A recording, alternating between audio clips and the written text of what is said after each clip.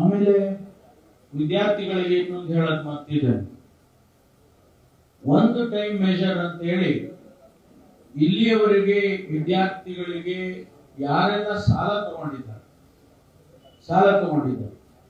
ಆ ಸಾಲ ಎಲ್ಲಿವರೆಗೆ ಅಂದ್ರೆ ಕಟ್ ಆಫ್ ಡೇಟ್ 15 ಮಾರ್ಚ್ 24 ವರೆಗೆ ಯಾರೆಲ್ಲ ಸಾಲ ತಗೊಂಡಿದ್ದಾರೆ ಮತ್ತು ಅದರ ಇಂಟ್ರೆಸ್ಟ್ ಆಗಿದೆ ಅದೆಲ್ಲವನ್ನು ಕೂಡ ಮನ್ನಾ ಮಾಡ್ತೇವೆ ಅಂತ ಹೇಳಿ ಘೋಷಣೆ ಮಾಡಿದ್ದಾರೆ.